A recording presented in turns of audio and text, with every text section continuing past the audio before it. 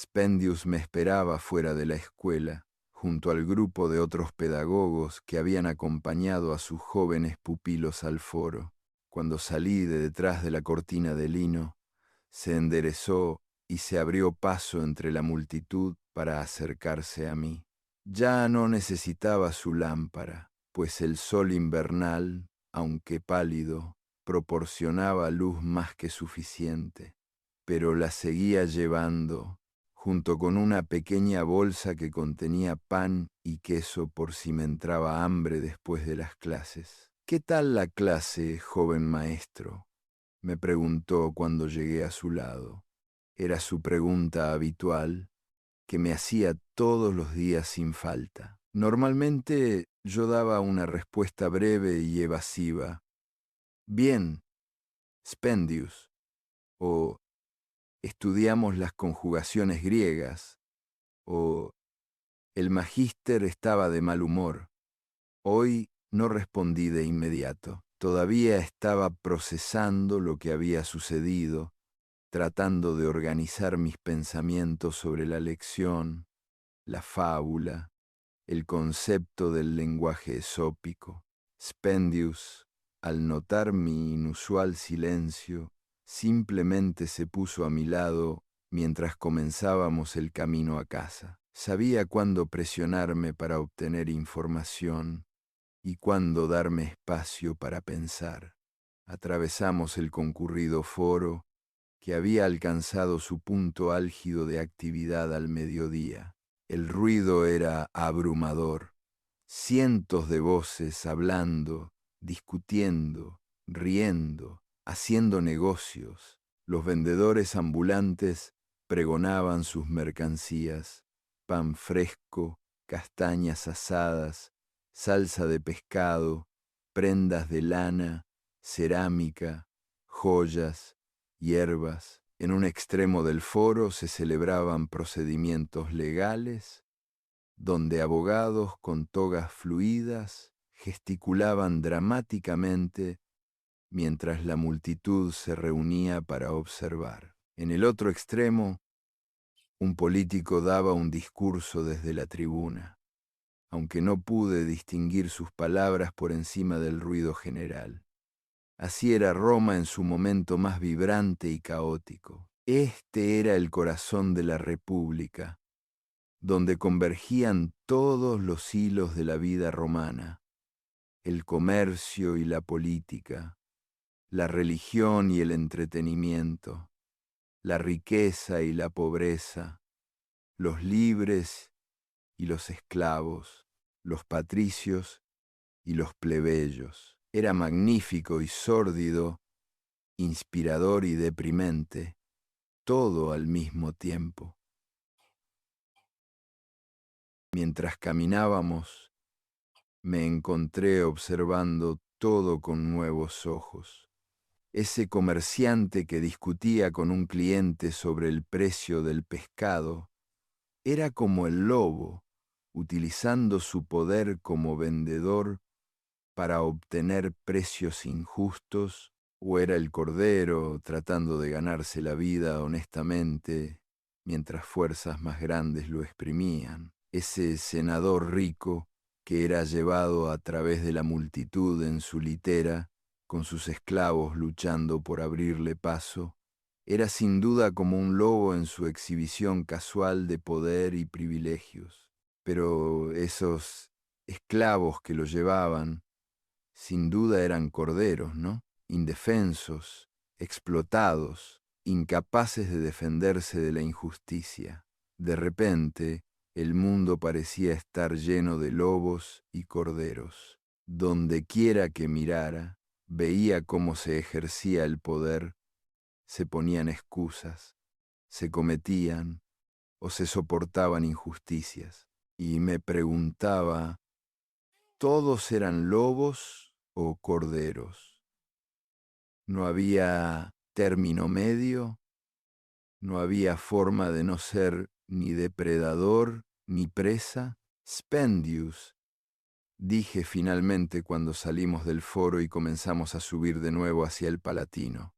¿Conoces la fábula de Esopo sobre el lobo ¿Y el cordero? Por supuesto, joven maestro, es una de sus historias más famosas. ¿Por qué lo preguntas? La hemos estudiado hoy. El magíster la ha utilizado para explicar algo sobre el poder y la justicia, sobre cómo los poderosos ponen excusas para hacer lo que quieren, incluso cuando está mal. Spendius asintió lentamente. Ah, entonces tu maestro es un hombre sabio. Eso es precisamente lo que Esopo enseña en esa fábula. El lobo no necesita una razón legítima para comerse al cordero. Su poder es razón suficiente, pero finge tener motivos legítimos porque incluso a los tiranos les gusta considerarse justos. Pero eso está mal, protesté. Es una forma terrible de funcionar para el mundo. Las leyes deberían importar. La justicia debería importar. No solo el poder. Deberían, coincidió Spendius. Esa es una palabra importante, joven maestro. El mundo debería funcionar según la justicia, pero a menudo funciona según el poder. La pregunta es, ¿qué haces con ese conocimiento? Caminamos en silencio durante un rato. Las calles eran más tranquilas aquí, lejos del foro. Pasamos junto a un grupo de mujeres que regresaban del mercado con sus cestas llenas de verduras y pan. Pasamos junto a un esclavo que conducía un burro cargado de ánforas, probablemente vino o aceite, que se entregaban en alguna de las mansiones.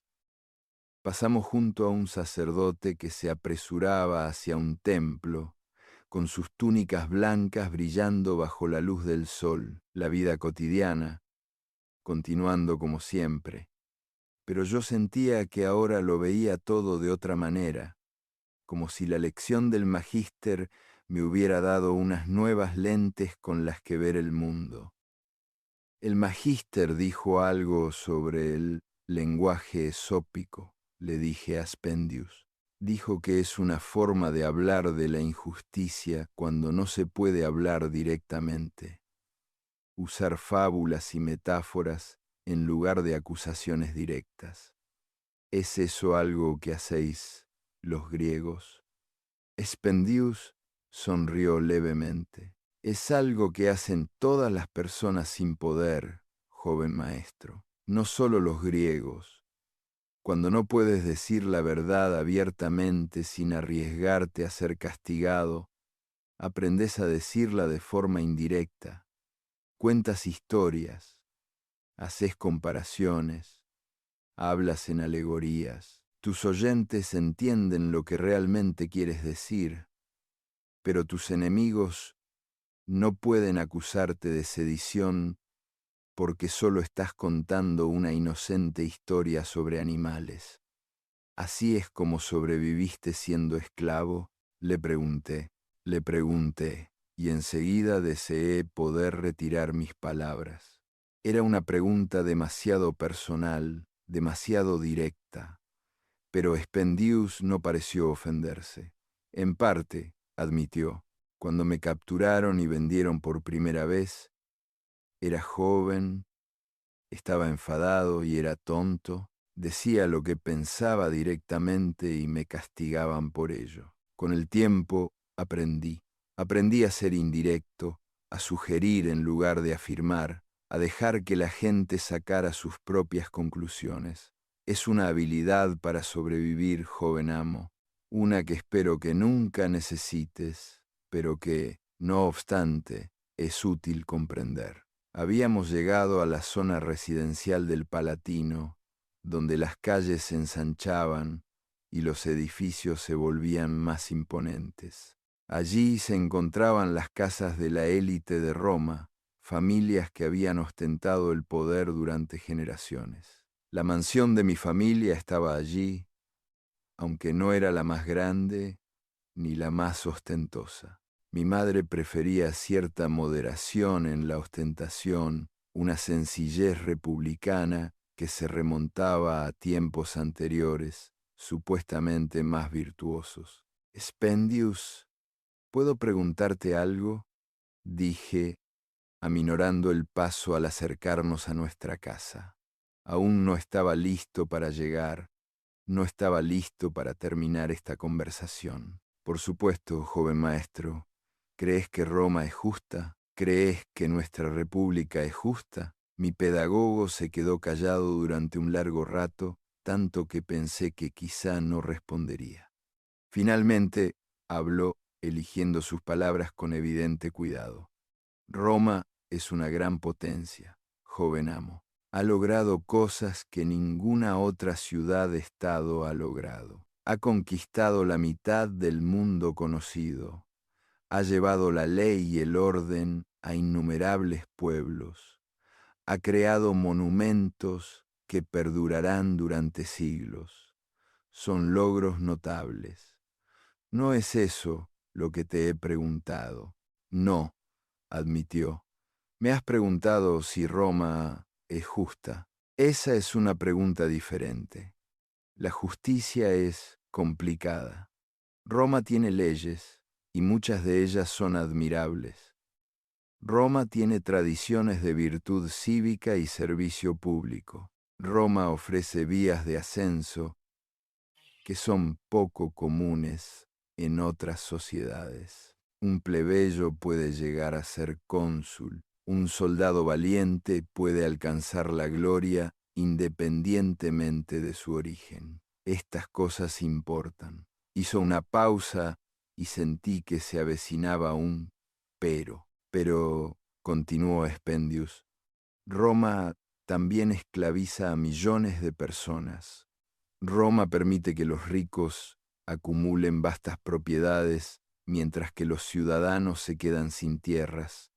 Roma libra guerras de conquista que enriquecen a unos pocos mientras empobrecen a muchos. Roma habla de justicia mientras tolera profundas injusticias. Entonces, ¿es Roma justa? Se encogió de hombros. Es más justa que algunas sociedades, menos justa que otras, y dentro de la propia Roma, la justicia depende en gran medida de quién seas, del poder que tengas y de si la ley beneficia o perjudica a quienes ostentan el poder. Asimilé esto, reconociendo que Spendius acababa de darme una respuesta utilizando un lenguaje esópico. Había dicho que Roma no era ni totalmente buena, ni totalmente mala, ni perfectamente justa, ni completamente injusta. Había evitado las críticas directas que podrían meterlo a él o a mí en problemas, al tiempo que transmitía la complejidad y los problemas. Había sido honesto sin ser imprudente. Gracias, dije en voz baja. No. Por responder con sinceridad, es mi deber educarte, joven amo. Tu madre me contrató para ese propósito. Y la educación significa más que gramática y poesía. Significa ayudarte a comprender el mundo tal y como es, no como deseamos que sea. Habíamos llegado a la entrada de la mansión de nuestra familia. La pesada puerta de madera estaba cerrada, pero un portero esclavo estaba sentado en un taburete junto a ella, listo para dejarnos entrar. Se levantó y se inclinó cuando nos acercamos, y luego empujó la puerta para abrirla. Una cosa más, Spendius, dije, deteniéndome antes de entrar. El magíster dijo que Esopo podría haber sido esclavo. ¿Es eso cierto? Así lo dicen las historias, joven amo. Si son literalmente ciertas o no, no sabría decirlo. Pero tendría sentido, ¿no? Un esclavo entendería muy bien el poder y la impotencia. Un esclavo necesitaría aprender el lenguaje sópico solo para sobrevivir, y un esclavo que se liberara querría enseñar a otros lo que había aprendido sobre la naturaleza de la tiranía y la justicia. Y la gente sigue recordando sus fábulas cientos de años después. Sí, porque la verdad, joven amo, incluso cuando se expresa de forma indirecta, tiene poder por sí misma. No es el poder de los ejércitos o la riqueza, sino el poder del reconocimiento. Cuando escuchamos una verdad que resuena con nuestra propia experiencia, la recordamos, la transmitimos, se la contamos a nuestros hijos. Y así sobrevive la sabiduría, incluso cuando los sabios llevan mucho tiempo muertos. Crucé la puerta y entré en el atrio de nuestra casa. El contraste con las calles exteriores era inmediato y marcado. Aquí todo estaba ordenado, limpio. El suelo estaba pavimentado con azulejos de colores con motivos geométricos. Las paredes estaban pintadas con frescos que mostraban escenas de la mitología. En el centro, el impluvium recogía el agua de lluvia y su superficie reflejaba el cielo visible a través de la abertura del techo. Las plantas en macetas añadían toques de verde y las estatuas de bronce se erigían en nichos. Esta era la casa de una familia rica y poderosa. Era el privilegio hecho realidad. Y yo formaba parte de ello, beneficiándome de ello cada día de mi vida. Pero también me estaba dando cuenta de ello de una nueva manera.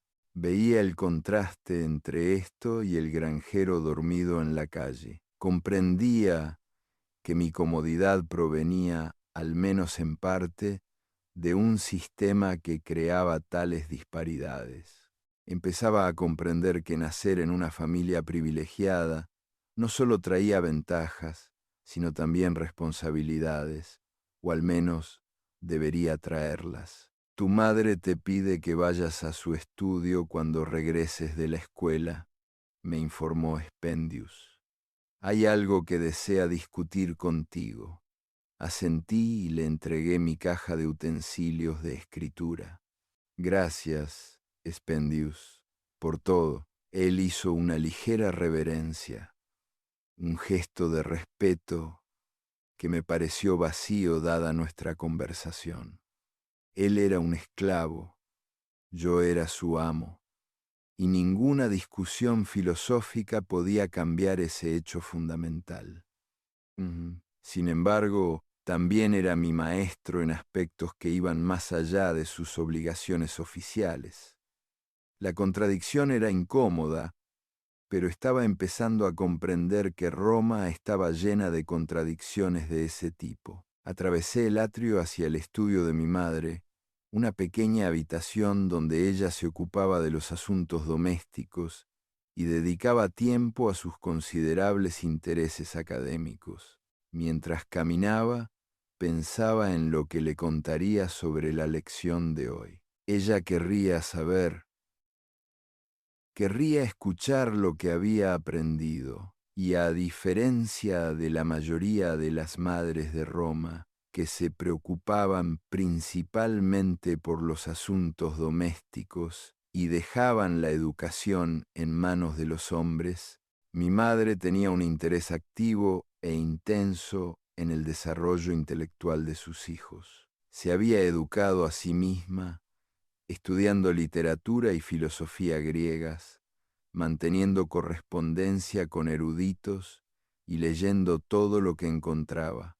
Se decía que era la mujer más culta de Roma y estaba decidida a que sus hijos recibieran una educación igualmente buena. Los profesores de griego que intentaba contratar eran solo el último paso de este proyecto de toda una vida. Llamé a la puerta de su estudio y oí su voz decir, «Adelante».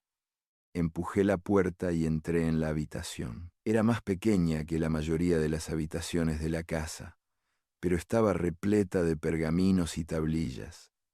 Mi madre estaba sentada ante un escritorio, con una tablilla de cera delante y un estilete en la mano. Había estado escribiendo algo, pero dejó el estilete cuando entré y me prestó toda su atención. Cornelia, hija de Escipión el africano, viuda de Tiberio Sempronio Graco, madre de los que ella esperaba que fueran los futuros líderes de Roma. Tenía quizás 40 años, aunque la edad no había empañado su belleza ni su intensidad. Sus ojos oscuros eran agudos y penetrantes, y parecían ver a través de cualquier evasiva o verdad a medias. Su rostro era más bien fuerte que delicado, y transmitía inteligencia y determinación. Llevaba una sencilla estola de lana fina y pocas joyas. Como todo en ella, su aspecto sugería dignidad y sustancia, más que una exhibición frívola. Tiberio dijo, señalando un taburete cerca de su escritorio: «Siéntate, cuéntame cómo te ha ido el día en la escuela». Me senté y respiré hondo, ordenando mis pensamientos. Y entonces comencé a contarle sobre el lenguaje esópico, sobre el lobo y el cordero, sobre el poder y la justicia, sobre las preguntas que había hecho y las respuestas que había recibido. Ella escuchó sin interrumpir, sin apartar los ojos de mi rostro, reconocimiento, como si eso fuera exactamente lo que ella esperaba que yo aprendiera, exactamente el tipo de educación que quería que recibiera. Cuando terminé, se quedó callada un momento, reflexionando. Luego habló, y sus palabras se quedarían conmigo por el resto de mi vida. «Hoy has aprendido algo importante», dijo mi madre con voz mesurada y reflexiva. «Tu maestra te ha enseñado a ver más allá de la superficie de las cosas, a reconocer cuándo las personas dicen la verdad y cuándo solo justifican sus acciones con excusas convenientes. Este es un conocimiento esencial para cualquiera que desee liderar». Se levantó y se dirigió a una de las estanterías que cubrían las paredes de su estudio. Sus dedos recorrieron una fila de pergaminos hasta que encontró el que buscaba. Lo sacó y volvió a su escritorio, desenrollándolo parcialmente. «Esta es una carta de Polibio», dijo, «el historiador griego. Era amigo de tu abuelo Escipión el africano y más tarde pasó a formar parte de la casa de Escipión Emiliano, tu tío político. ¿Sabes lo que escribe sobre el poder y la justicia en Roma?». Negué con la cabeza. Había oído hablar de Polibio, por supuesto, famoso por sus historias de las guerras de Roma, pero aún no había leído sus obras. «Escribe», continuó mi madre, encontrando el pasaje que buscaba, «que la grandeza de Roma no proviene solo de su fuerza militar, sino de su capacidad para equilibrar el poder con la responsabilidad, la ambición con la virtud, la expansión con la justicia. Pero este equilibrio es frágil. Cuando el poder se separa de la responsabilidad, cuando la ambición se impone a la virtud, cuando la expansión continúa sin tener en cuenta la justicia, entonces se siembran las semillas del declive». Me miró. «Tu profesor te enseñó una fábula sobre un lobo y un cordero. Te mostró cómo los poderosos se excusan para hacer lo que quieren. Pero también, sospecho, te estaba haciendo una pregunta implícita. ¿Qué tipo de romano serás? ¿Serás un lobo o un cordero?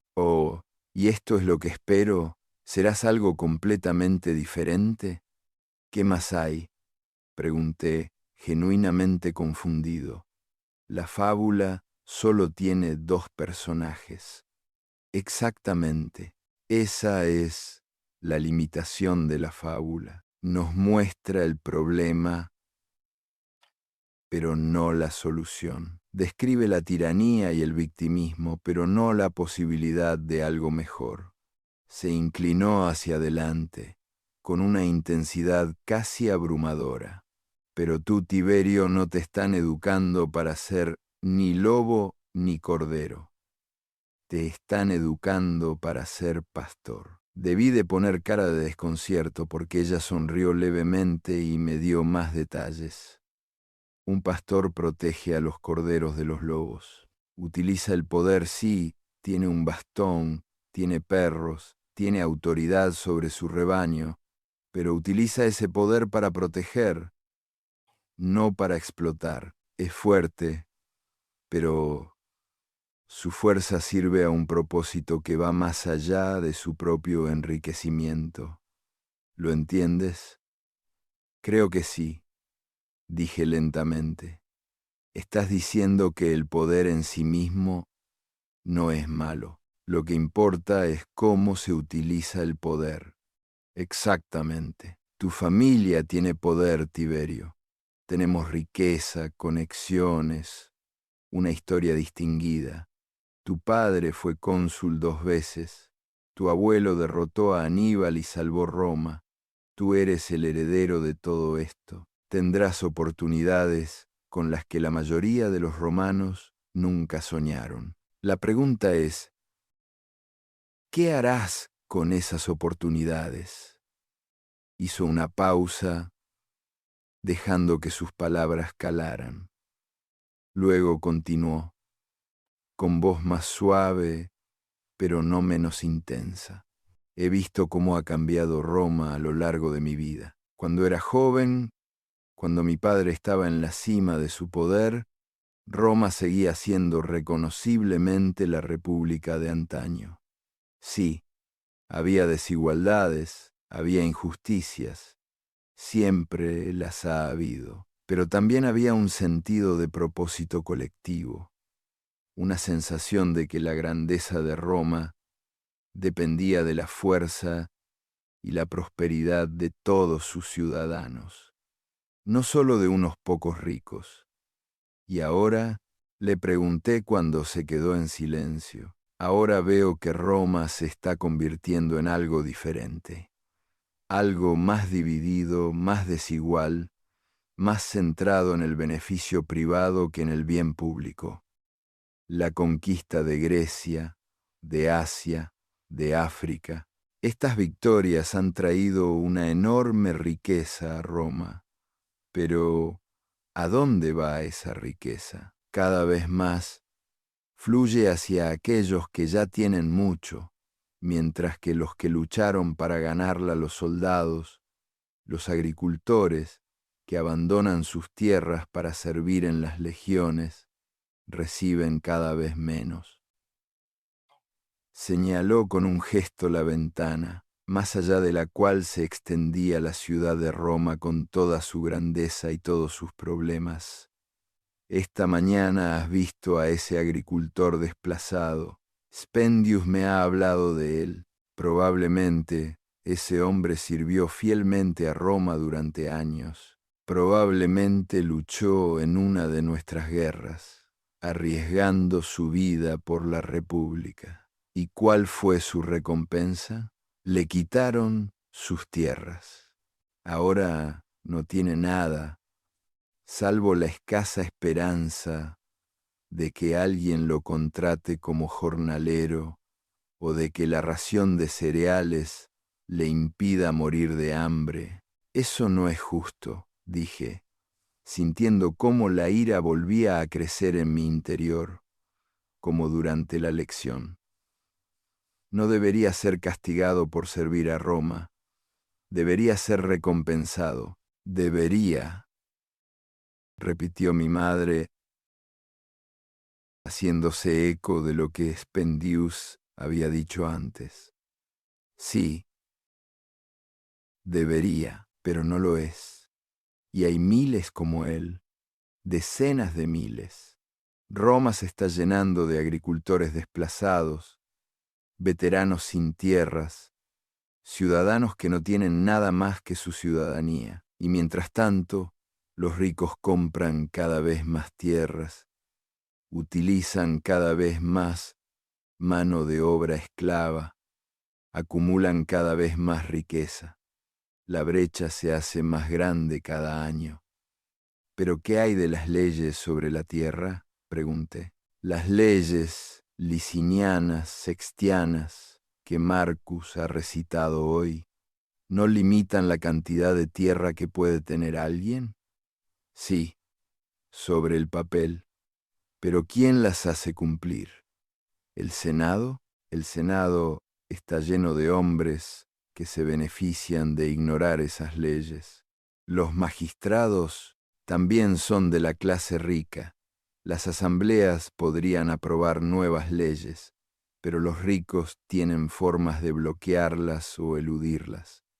Así que las leyes existen, pero no se aplican, y los problemas empeoran. Volví a pensar en el lobo y el cordero. Los terratenientes ricos eran los lobos, que ponían excusas para justificar por qué merecían conservar sus vastas propiedades. Los agricultores desplazados eran los corderos, incapaces de defenderse del poder. Y Roma estaba permitiendo que eso sucediera. Era cómplice. Tal vez incluso estaba diseñada para permitirlo. Madre, le dije, ¿qué se puede hacer al respecto? Si los poderosos no hacen cumplir las leyes que limitan su propio poder, ¿cómo puede cambiar algo? Y ella me miró con una expresión que nunca antes había visto, algo entre la esperanza y la tristeza, entre el aliento y la advertencia. Esa, dijo en voz baja, es la pregunta que define a una generación. Tu padre lo intentó. A su manera, trabajó para llevar la paz a Hispania, para crear condiciones estables en las que tanto los romanos como los españoles pudieran prosperar. Construyó una ciudad, Grachuris, que lleva el nombre de nuestra familia, no como un monumento a sí mismo, sino como un lugar donde la gente pudiera vivir y trabajar con seguridad. Creía en los antiguos valores romanos de moderación, deber y justicia, pero estaba limitado por su época, por su posición, por las expectativas de su clase. ¿Y tú?, le pregunté, ¿en qué crees? Creo que la grandeza de Roma depende del bienestar de todos los romanos, no solo de la élite. Creo que una república en la que solo unos pocos prosperan mientras la mayoría sufre no es sostenible. Creo que las leyes deben significar algo, que la justicia debe ser más que una palabra, que el poder debe ir acompañado de responsabilidad. Hizo una pausa y luego añadió con tranquila intensidad. Y creo que mis hijos, tú y Gaius, pueden ser parte de la solución en lugar de parte del problema. Si recibís una educación adecuada, si entendéis lo que habéis visto hoy, si elegís ser pastores en lugar de lobos, el peso de sus expectativas se posó sobre mí como algo físico.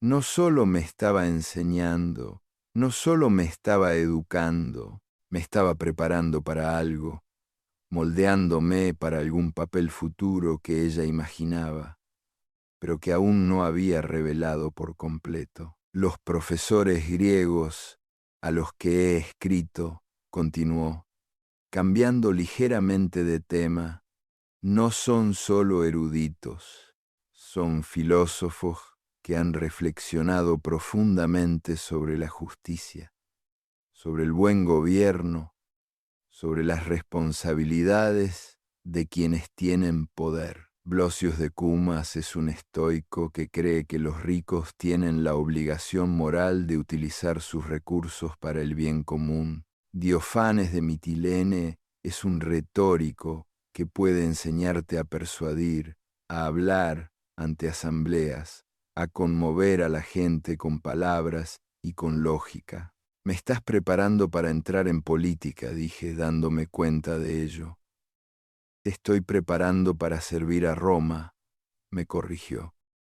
La política es una forma de servicio, pero no la única. Tu abuelo sirvió en el ejército y en el Senado. Tu padre fue pretor, cónsul y censor. Puedes elegir una carrera militar, una política, o quizás algo completamente diferente. Pero elijas lo que elijas, debes estar preparado. Debes comprender los problemas de Roma, el potencial de Roma y tu propia capacidad para marcar la diferencia. Enrolló el pergamino de Polibio y lo dejó a un lado. Tu maestro te ha hecho hoy un regalo, Tiberio. Te ha enseñado a ver cómo funciona el poder, cómo se justifica a sí mismo, cómo se puede criticar y resistir mediante un lenguaje cuidadoso. Este es un conocimiento valioso, pero debes ir más allá de la crítica. También debes aprender a actuar, a utilizar el poder que tengas para fines buenos, a hacer el cambio que deseas ver. Pero solo tengo 12 años, protesté. No puedo cambiar Roma. Apenas puedo cambiar lo que como para desayunar. Mi madre sonrió, esta vez con una sonrisa sincera, cálida y afectuosa. Ahora solo tienes 12 años, sí, pero no siempre tendrás 12 años. El tiempo pasa rápido, hijo mío. Antes de que te des cuenta, tendrás la edad suficiente para recibir la toga virilis, para entrar en la vida pública, para presentarte a las elecciones. Y cuando llegue ese momento, debes estar preparado. Los problemas no se habrán resuelto por sí solos. En todo caso, habrán empeorado. Roma necesitará líderes que recuerden las lecciones que aprendieron de niños, que recuerden lo que significa la justicia, que recuerden que el poder está destinado a servir y no a dominar. Se levantó, rodeó el escritorio y me puso la mano en el hombro. La muerte de tu padre fue difícil para todos nosotros, pero también significa que debes madurar más rápido de lo que lo habrías hecho de otra manera. Ahora eres el cabeza de familia, en cierto modo, no en términos de autoridad legal, para eso eres demasiado joven, sino en espíritu. Llevas nuestro nombre, nuestra historia, nuestro futuro. Es una carga pesada para un niño de 12 años, pero creo que puedes soportarla. Creo que puedes convertirte en el hombre que Roma necesita. Sentí que las lágrimas me picaban en los ojos, aunque intenté ocultarlas. Las emociones del día, el paseo por las calles de Roma, la lección sobre el poder y la injusticia, la fábula del lobo y el cordero. Esta conversación con mi madre eran abrumadoras.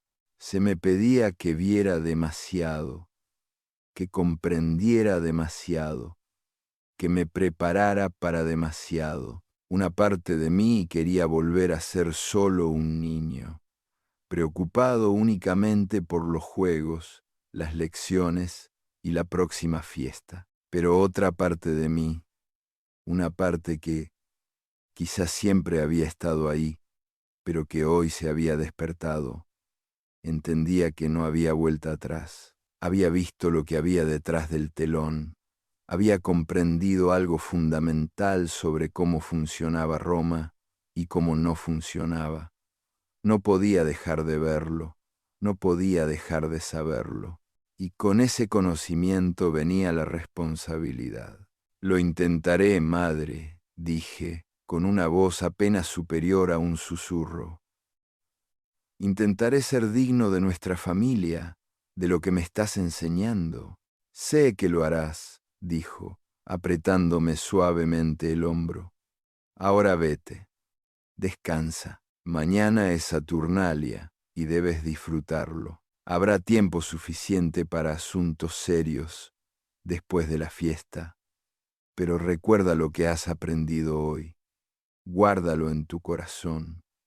Deja que moldee tu forma de ver el mundo y cómo imaginas tu lugar en él. Me levanté y me incliné ante ella, como corresponde a un hijo ante su madre, incluso ante una madre tan informal y filosófica como Cornelia. Luego salí de su estudio y me dirigí a mi habitación, con la mente aún dando vueltas a todo lo que había oído, aprendido y sentido. Mi habitación era modesta, en comparación con algunas de las otras habitaciones de la casa, pero era cómoda. Había una cama con mantas de lana, un pequeño escritorio donde hacía mis deberes, unos cuantos taburetes y estanterías para mis materiales de escritura y los pergaminos que estaba estudiando. Las paredes estaban pintadas de un sencillo color crema, sin los elaborados frescos que decoraban las salas comunes. Este era mi espacio privado, mi refugio. Me tumbé en la cama y me quedé mirando al techo, tratando de asimilarlo todo. El día había comenzado con normalidad, un paseo hasta la escuela, una lección, un paseo de vuelta a casa, pero en algún momento de esa secuencia ordinaria había sucedido algo extraordinario. Se me había concedido una nueva forma de ver, una nueva forma de comprender, y con esa nueva comprensión llegaron nuevas obligaciones, nuevas posibilidades, nuevos temores.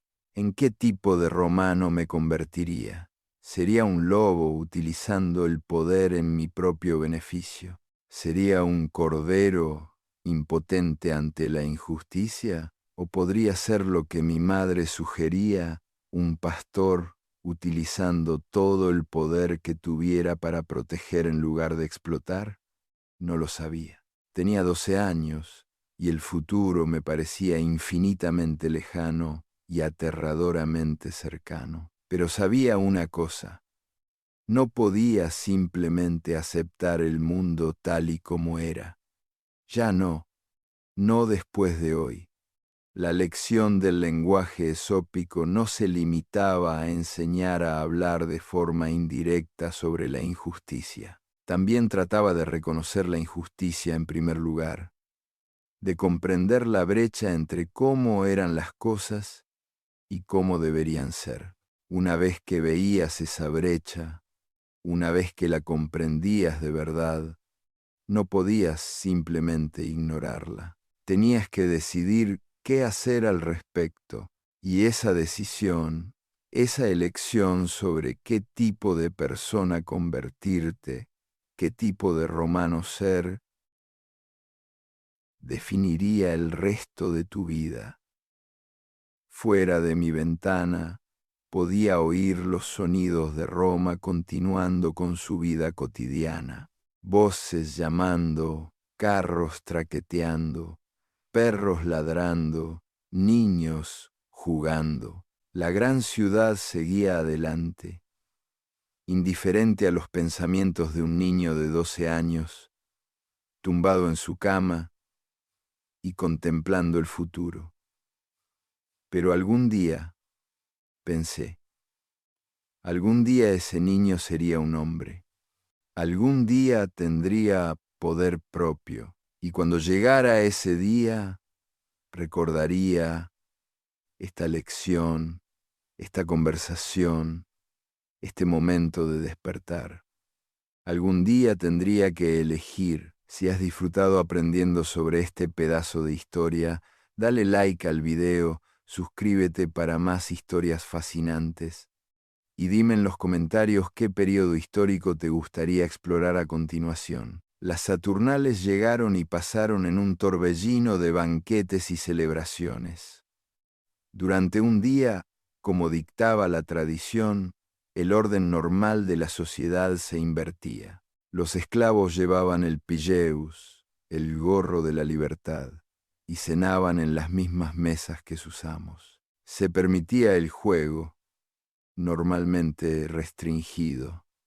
Se intercambiaban regalos, en particular sencillas velas de cera y figuritas de arcilla. Los ricos servían a sus esclavos, al menos simbólicamente. Era un caos, una alegría y una liberación, un breve respiro de las rígidas jerarquías que gobernaban el resto del año romano. Participé en las festividades, jugando a los dados con Cayo e incluso sirviendo la cena a Expendius, como exigía la costumbre. Parecía incómodo con el cambio de roles, como siempre durante las Saturnales, pero siguió el juego. Durante un día, amo y esclavo podían casi fingir ser iguales, casi, pero incluso mientras reía, jugaba y celebraba, parte de mi mente seguía pensando en la lección que había aprendido días antes. La fábula del lobo y el cordero seguía volviendo a mi mente, junto con las palabras del magíster sobre el lenguaje esópico y la advertencia de mi madre de que fuera un pastor en lugar de un lobo. Estos pensamientos me perseguían como sombras, sin abandonar nunca mi conciencia, incluso cuando intentaba concentrarme en el momento presente. Una vez terminadas las Saturnales, la vida volvió a su curso normal. Los profesores de griego que mi madre había contratado llegaron por fin de Atenas, Blosius, un filósofo estoico de mirada penetrante y costumbre de hacer preguntas incómodas, y Diofanes, un maestro de la retórica capaz de dar vida incluso al tema más árido con su elocuencia. Ellos se hicieron cargo de gran parte de mi educación en la escuela del Foro, aunque yo seguí asistiendo ocasionalmente para mantener las relaciones sociales con los chicos de mi edad. Los años pasaron con esa extraña combinación de lentitud y rapidez que caracteriza a la infancia. Los días parecían largos, pero los años volaban. Crecí. Mi voz se hizo más grave y mi comprensión del mundo se amplió. Estudié filosofía griega y derecho romano, retórica y matemáticas, historia y poesía. Aprendí a montar a caballo y a lanzar jabalinas, a luchar y a nadar, a comportarme como un aristócrata romano. Pero más que cualquier habilidad o conocimiento específico, lo que se me quedó grabado fue la lección sobre ver de verdad el mundo que me rodeaba, sobre reconocer la brecha entre lo que Roma decía ser y lo que realmente era, sobre comprender cómo funcionaba el poder, cómo se justificaba a sí mismo, cómo podía ser criticado y potencialmente resistido o reformado. A los 17 años, participé en mi primera campaña militar en África, luchando en la Tercera Guerra Púnica, bajo el mando de mi cuñado Escipión Emiliano. Vi de primera mano los horrores de la guerra y la gloria de la victoria. Vi cómo Cartago, la antigua rival de Roma, era finalmente destruida, sus murallas derribadas, sus habitantes vendidos como esclavos, y su tierra sembrada de sal para que nada volviera a crecer allí. Fue un momento de triunfo romano supremo, celebrado en toda la República. Pero no pude evitar preguntarme, Éramos nosotros el lobo o el cordero en esta historia. Habíamos sido el cordero una vez, cuando Aníbal amenazó a la propia Roma. Pero ahora, con Cartago indefensa y suplicando clemencia, nos habíamos convertido en el lobo. ¿Era nuestra justificación para la destrucción completa de un enemigo derrotado más legítima que la excusa del lobo para comerse al cordero? No expresé estos pensamientos en voz alta. Había aprendido a ser discreto. Había aprendido cuándo era más prudente callar que hablar. Pero los pensé. Recordé la fábula. Reconocí el lenguaje esópico cuando escuché a los oradores romanos justificar nuestras acciones con una retórica grandilocuente sobre la seguridad y la necesidad.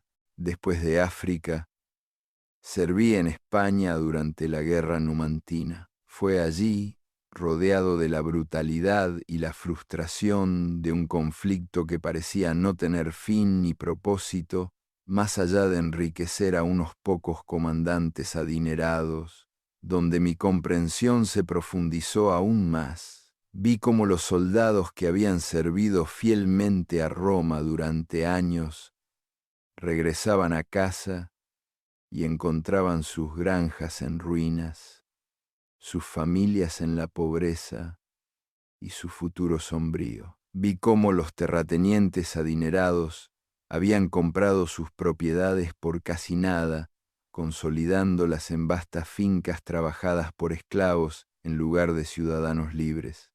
Era el desplazamiento que había visto cuando tenía 12 años, pero multiplicado por 1000. Roma estaba creando una clase marginada entre sus propios ciudadanos, hombres que habían luchado por la República, pero que no recibieron nada a cambio, salvo pobreza y marginación. Durante una negociación particularmente difícil con los numantinos, desempeñé el cargo de cuestor y tuve que garantizar un tratado con mi propio honor.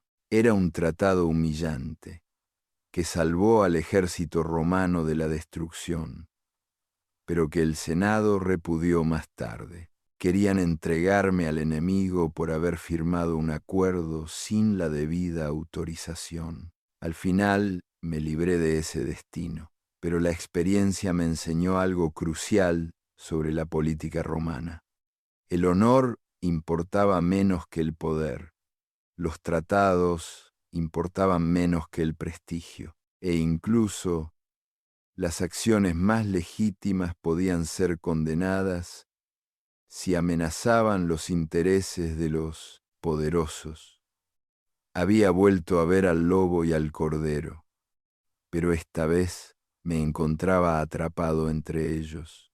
Había intentado hacer lo correcto, lo que salvaría vidas romanas, lo que pondría fin a un conflicto sin sentido, pero a los hombres poderosos de Roma les importaba más mantener su imagen de invencibilidad que las vidas de los soldados que yo había salvado. Fue durante este período cuando empecé a pensar seriamente en el problema de la tierra que me había preocupado desde aquella lección de mi infancia. Las conquistas de Roma estaban creando enormes cantidades de tierra pública ager publicus, tierra que, en teoría, pertenecía a todos los ciudadanos romanos. Pero, en la práctica, esta tierra estaba siendo monopolizada por senadores y ecuestres ricos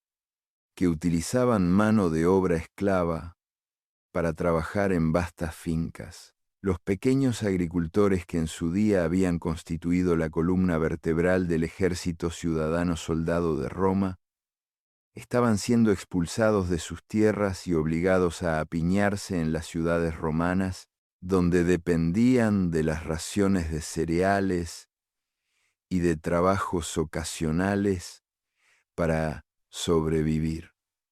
Y aquellas leyes licinianas, sextianas, que limitaban la propiedad de tierras públicas a 500 jugera, seguían vigentes, seguían siendo ignoradas por todos aquellos con poder para ignorarlas. Las excusas del lobo se habían vuelto más sofisticadas a lo largo de los siglos, pero seguían siendo solo excusas.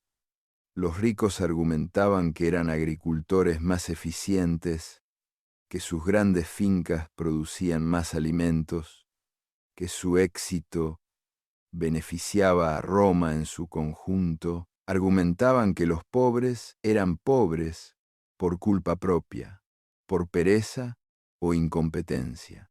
Argumentaban que cualquier redistribución de la tierra sería un robo, socavaría los derechos de propiedad y destruiría los incentivos que habían hecho grande a Roma. Pero yo recordaba a aquel agricultor dormido de mi infancia y sabía que esos argumentos eran mentiras, mentiras convenientes, pronunciadas en lenguaje esópico por lobos que intentaban justificar el hecho de comerse a los corderos. Cuando tenía 30 años, el tribunado era un cargo poderoso, con autoridad para proponer leyes, vetar las acciones del Senado y defender a los ciudadanos de los abusos de los magistrados. Era la plataforma perfecta para alguien que quería abordar la crisis de la tierra en Roma.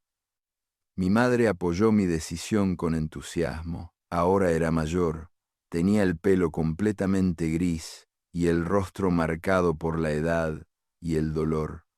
La esposa de Cayo había muerto joven y mi madre sentía profundamente su pérdida, pero su mente seguía siendo aguda y su compromiso con el bienestar de Roma no había disminuido. Me ayudó a planificar mi campaña, me aconsejó sobre la estrategia y me puso en contacto con partidarios que compartían nuestra visión de la reforma. Recuerda la lección del lenguaje esópico, me dijo durante una de nuestras sesiones estratégicas. No puedes simplemente acusar a los ricos de infringir la ley, de robar a los pobres.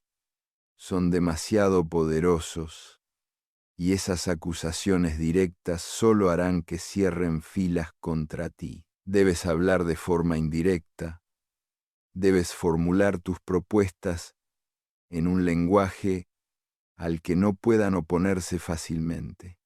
Apela a la tradición, a las leyes antiguas, a la virtud romana. 5. Haz que se trate de restaurar lo que una vez fue, no de crear algo nuevo. Haz que ellos sean los radicales por romper las viejas leyes y tú el conservador por querer hacerlas cumplir. Fue un consejo brillante y lo seguí. Cuando anuncié mi candidatura a tribuno, no hablé de revolución ni de cambios radicales. En cambio, hablé de restaurar los valores de la antigua Roma, de hacer cumplir las leyes licinianas sextianas que nuestros antepasados habían promulgado sabiamente, de garantizar que los soldados de Roma tuvieran algo por lo que luchar además del enriquecimiento de unos pocos. Utilicé un lenguaje esópico hablando de principios generales, mientras que todo el mundo entendía que me refería a personas concretas e injusticias concretas. Fui elegido tribuno en el año 133 A.C.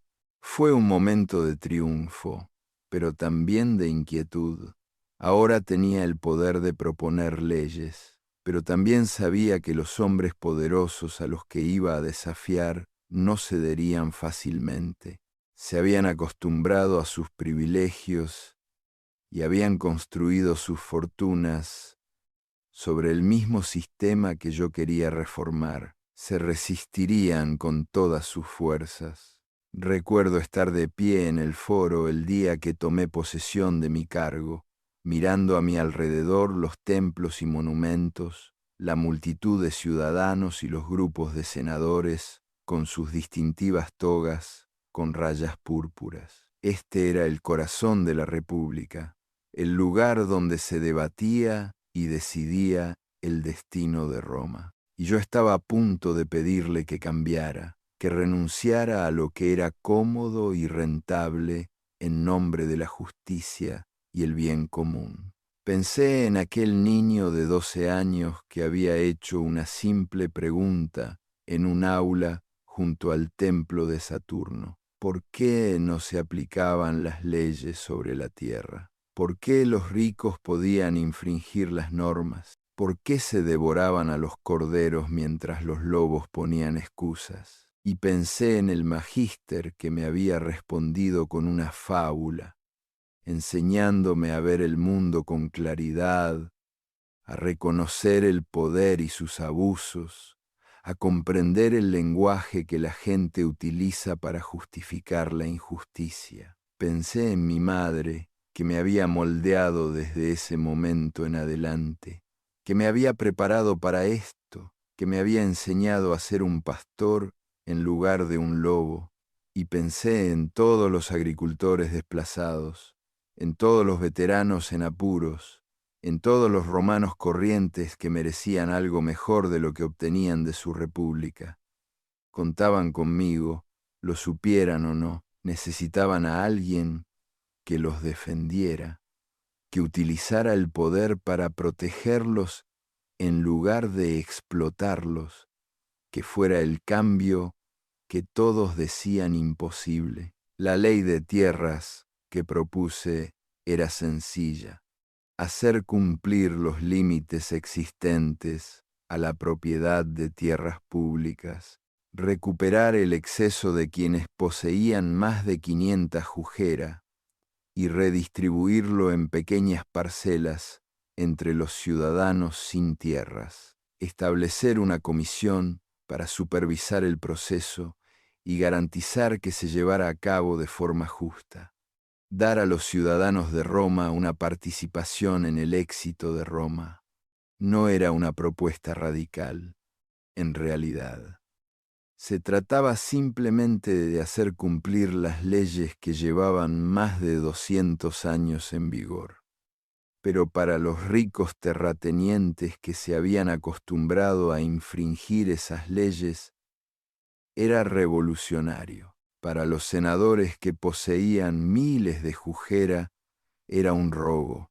Para los hombres poderosos que habían amasado sus fortunas apropiándose de tierras públicas, era un ataque a los derechos de propiedad y a la tradición romana. Sobornaron a otros tribunos para que vetaran mi propuesta. Difundieron rumores sobre mí, afirmando que quería ser rey, que estaba traicionando a mi clase, que era un demagogo que manipulaba a los pobres para satisfacer mi propia ambición. Me amenazaron, tanto de forma implícita, pero yo tenía algo que ellos no esperaban: el apoyo genuino del pueblo.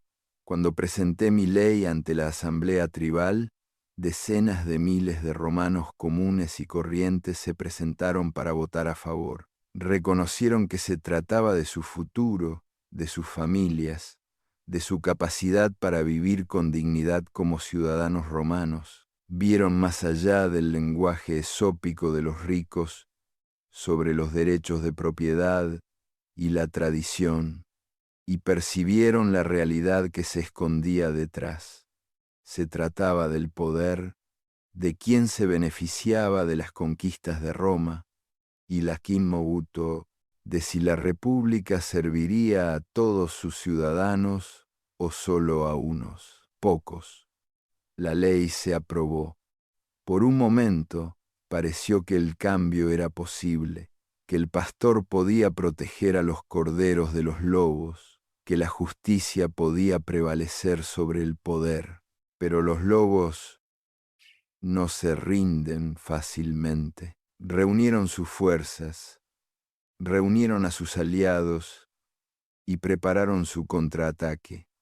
Y cuando vinieron a por mí, lo hicieron con violencia en lugar de votos, con palos en lugar de argumentos. Morí en la colina del Capitolio, golpeado hasta la muerte por una turba de senadores y sus seguidores.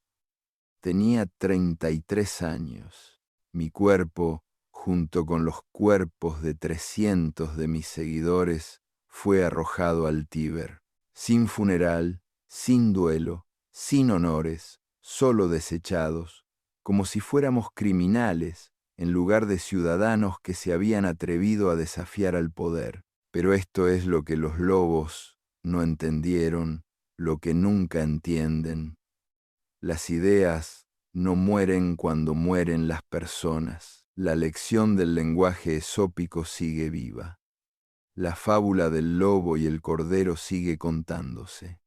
La pregunta que hice cuando era un niño de 12 años, ¿por qué no se aplican las leyes?, sigue inquietando la conciencia de la gente. Mi hermano Gaius tomó el relevo después de mí, proponiendo reformas aún más ambiciosas antes de que él también fuera asesinado. La comisión de tierras que establecimos distribuyó tierras a miles de ciudadanos antes de que finalmente fuera desmantelada. Y aunque nuestras reformas inmediatas fueron deshechas, aunque los lobos parecían haber ganado, habíamos cambiado algo fundamental. Habíamos demostrado que el pueblo podía desafiar a los poderosos, que los ciudadanos de a pie podían exigir justicia, que las leyes podían significar algo si suficientes personas insistían en ello. Habíamos dicho la verdad al poder, no solo en fábulas y metáforas, sino en propuestas legislativas y acciones políticas reales. Habíamos transformado el lenguaje esópico de una herramienta de supervivencia a una herramienta de transformación. Roma acabaría cayendo, consumida por guerras civiles y luchas de poder que se derivaban en parte de las mismas desigualdades que intentábamos abordar. La república que amábamos daría paso al imperio. Los ciudadanos soldados se convertirían en ejércitos profesionales, leales a los generales en lugar de al Estado. Las antiguas virtudes se desvanecerían en el recuerdo. Todo lo que temíamos se hizo realidad. Pero durante un momento brillante, aterrador y glorioso, lo intentamos. Vimos la injusticia y luchamos contra ella.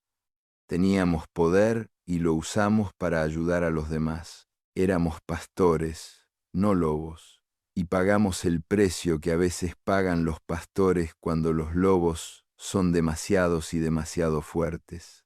E incluso ahora, incluso después de la muerte, creo que valió la pena. Porque el niño que aprendió el lenguaje esópico en un aula junto al foro no solo aprendió a hablar indirectamente sobre la injusticia, aprendió que hay que hablar de la injusticia, hay que enfrentarla, hay que desafiarla.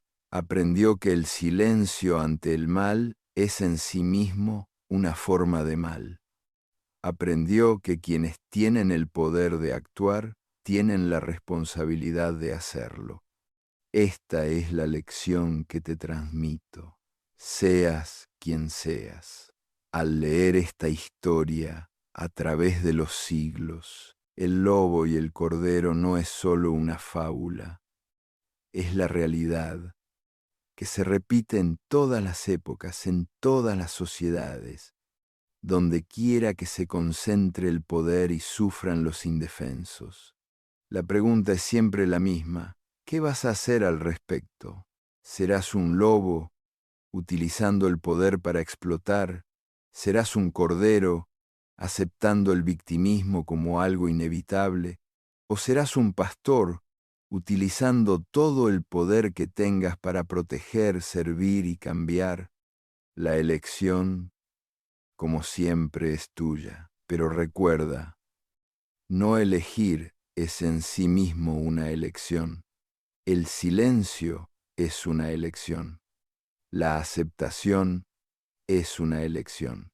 Y esas elecciones tienen consecuencias no solo para ti, sino para todos aquellos a quienes los lobos devorarían si nadie se opusiera a ellos. Aprendí el lenguaje esópico cuando tenía 12 años, en un aula junto al templo de Saturno, de un profesor cuyo nombre la mayoría de la gente ha olvidado. Esa lección moldeó mi vida, me dio una forma de ver las cosas que nunca podría dejar de ver, me cargó con un conocimiento que no podía ignorar. Me costó todo y no cambiaría ni un solo momento, porque algunas verdades, una vez aprendidas, exigen ser puestas en práctica. Algunas injusticias, una vez vistas, deben ser desafiadas. Algunas fábulas, una vez comprendidas, se convierten en algo más que historias. Se convierten en llamamientos a la acción, en planos para la resistencia, en testimonios de la posibilidad de algo mejor. Esta es la lección del lenguaje esópico.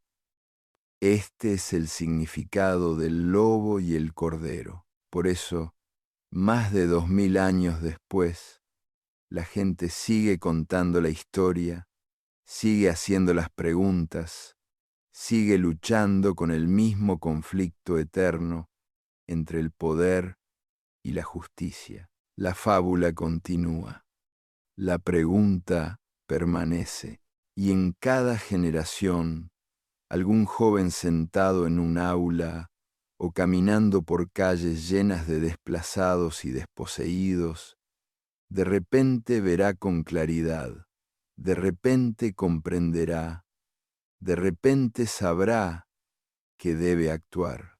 Yo fui ese joven una vez, quizás tú seas el siguiente. El mundo sigue lleno de lobos y corderos y necesita desesperadamente más pastores. Aprende el lenguaje, ve la verdad, y cuando llegue tu momento, y llegará, sé lo suficientemente valiente como para usar todo el poder que tengas al servicio de la justicia. Esa es la lección. Ese es el legado. Ese es el significado del lenguaje esópico. Recuérdalo bien